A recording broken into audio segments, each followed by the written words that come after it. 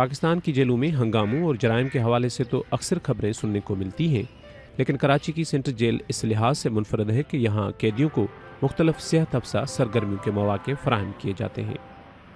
Central jail Karachi में कायम शोबे फाइन आर्ट चंद साल पहले कायम किया गया था, जहाँ अब अगवा बराए तावान और कत्ल में मुलविस कैदी पेंसिल, रंग और ब्रश से पेंटिंग करते दिखाई देते हैं।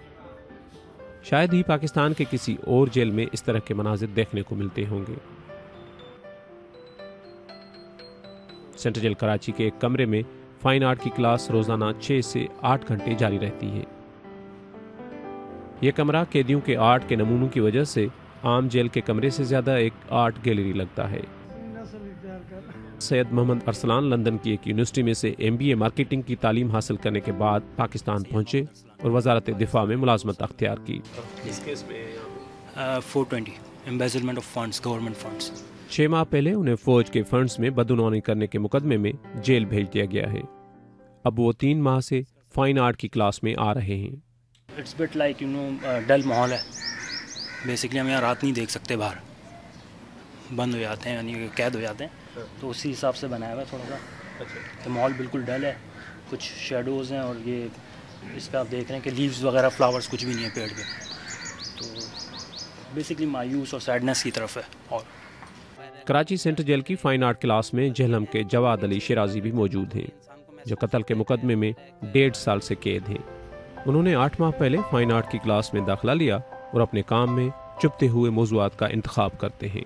इसमें सर हम कारोकारी दिखा रहे हैं और औरत का हम दिखा रहे हैं कि किस तरह से वो एक्सपोज हो रही है हमारे माशरे में, हर लिहाज से जो है वो चीज़ दिखाई जा रही है। मेरा नाम हसनैन रज़ा है, मैं BCom किया हूँ। 35 साल हसनैन सेंट्रल जेल कराची में कायम फाइन आर्ट की क्लास के सीनियर तालिब इल्म हैं।